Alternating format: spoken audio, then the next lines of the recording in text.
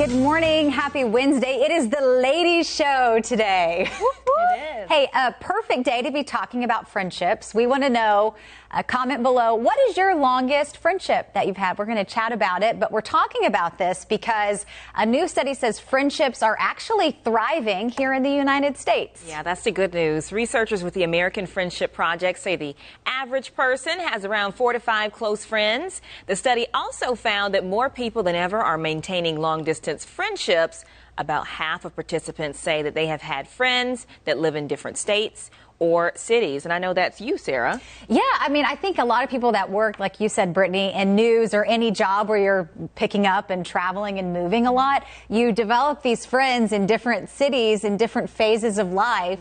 And then I told you that what I loved about our wedding when we got married was I had all these friends from different stages and different areas that had never met each other, and they were finally in one place. I said that I think that was my favorite thing about our wedding, just seeing all your friends from different aspects of your life there. Yeah, especially like the people you grew up with, and maybe your high school friends, and maybe college, and then maybe all the different places that you pop around to. I mean, you're maintaining friendships is hard, but we can do it. You said your best friend watches the live stream. Yeah, she does. So I grew up next to these two families who we're still really close with. So technically, their daughter is my longest friend. Okay. We've been friends since I was 1. But my best friend, Kelsey, we've been friends since I moved to Florida when I was 14, and we are still very close. In fact, we have a friendship anniversary date. That's so And sweet. she watches Wake Up Charlotte To Go every single time I fill in. So. Oh. Shout out, hey, Kelsey, if you're here. Thanks for watching. What about you guys? Well, I'm curious about something you said about the bringing the friends together at the wedding. Yeah. Because I feel like this is sort of an awkward moment when you got your high school friends and your college friends and like your adulting friends is how I kind of categorize everybody that I have. And I'm like, okay, are they going to interact well? Is this going to work? How's it going to be? How was that? Were you like that at your wedding before everyone got together? Well, I think it went well, but I was obviously very distracted too. So, but yeah, we all had a great time, and everyone's there to like celebrate, and everyone's in a good mood. So it's not like you're dealing with girl drama. Yeah. Well, I mean, you would hope not at the wedding. Yeah, and if they're friends with you, that means they're great people. Yeah, so right. They're going to get along. Right. This is what we hope for, right? When all the friends come together. What about you, Destiny? Well, I'm not anywhere close to bringing my friends together for a wedding, but I love having just friends in different parts of the country. Again, like with news, you work around a lot of places. At my last station in Spokane, Washington, I had some friends that have now moved to San Antonio. I have a friend in Orlando, and then also I have a friend who is a teacher back in Texas, and I've known her since elementary school, and I've kind of known her just like throughout her journey into college and everything. We've kept in touch with each other, and if I go home back to Texas, I know that I can, bring her up and see her. So it's nice to have, you can plan vacations to like see people in different parts of the country. So I can be a tourist, have a place to stay. Yes, it's nice, right? So the study categorizes people as, well, it says 4 to 5 close friends is what most people have. You guys may disagree with me and how I feel. I'm just so particular about who I classify as a close friend. 5 close friends? I don't know.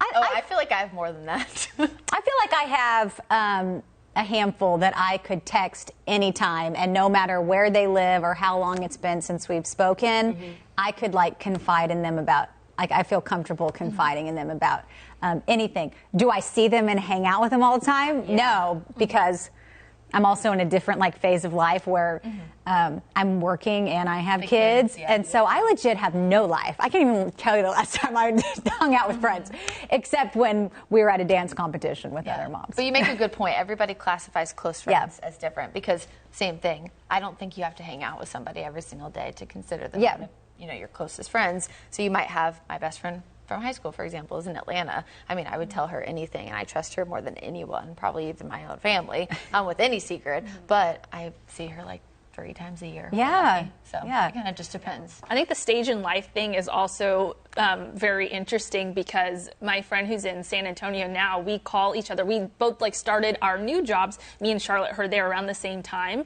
So we can talk about like news things, and she understands and I understand her. And then also, just life things in general. We're both single ladies. So we're also like, Beyonce. Yeah, Single exactly.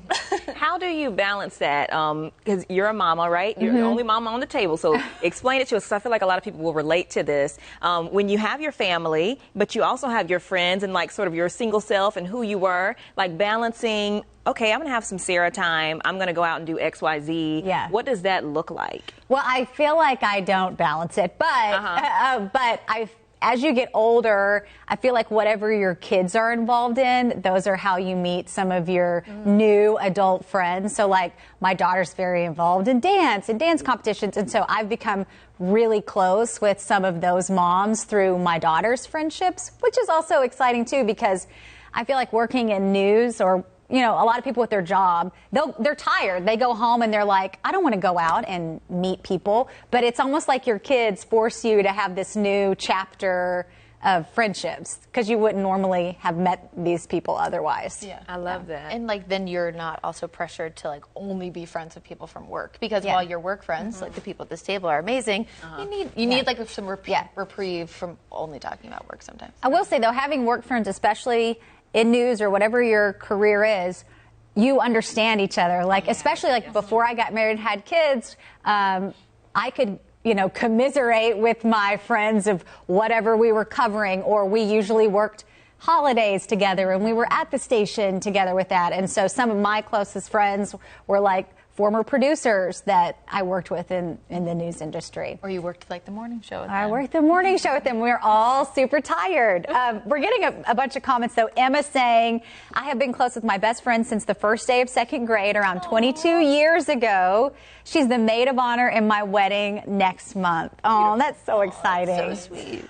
Joy, I have friends in different states and different countries thanks to Facebook. Wow. That was a point that you made about how back in the day, you couldn't really stay in touch with people as well. You'd have to call them and say, how's it going? Now, you can very easily know what's going on with people's lives. Yeah, social media and the internet has made that way easier, I think, for people to maintain like long distance friendships. Because that's like, if tomorrow I moved to California, like I can still text all of you guys. Yeah. I can still Facebook message you or be friends on Instagram. That's when social media is good. Yeah, I was going to say, was not the original like purpose behind social media. Not to doom scroll or feel bad about your life. Emma also said, I also have plans later today to FaceTime and catch up with another good friend who recently moved away from Charlotte. We call each other long distance besties now.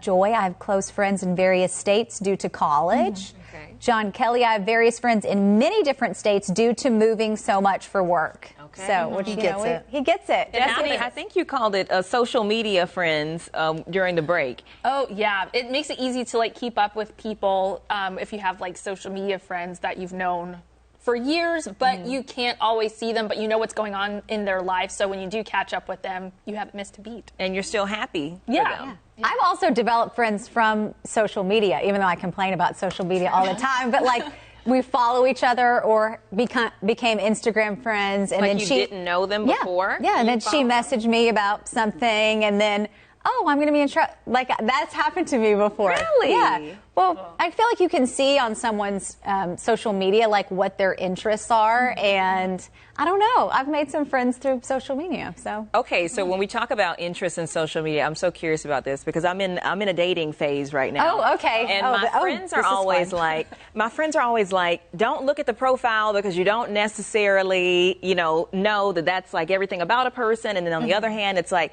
oh no, you need to look at their profile. How much stock should you put in of someone's profile for a friend, a dating, whatever the case may be? I think your profile does say a lot about you, but I think with guys, they're not very good at they'll post pictures and you're like, that's a horrible picture. Yeah. Why? You are way cuter than that. Why would you post 5 that? years ago? But also, I think it can say sometimes the negatives because you are a very sweet and humble person. If a guy had 50,000 selfies on his Instagram, I know That's you true. would look at it, Caitlin, and be like, no. Yes. Yeah. On to the next. Is he self-obsessed? Exactly. Yeah, totally. Because she's so not self-obsessed, so she would not get along with someone like that. Yeah. You're so sweet. No, it's So I true. think you could look at it, but I don't think it's the end-all, be-all. Take it literally at face value. Yeah. Unless they do have 50,000 selfies of themselves with their shirt off. Different angles of their face. Awesome. All right, well, keep chiming in. Let us know what you think. What's been your longest friendship? I like this Ladies' Day. Yeah. I think we can chat longer than the men do. Yeah. All right, bye, everybody.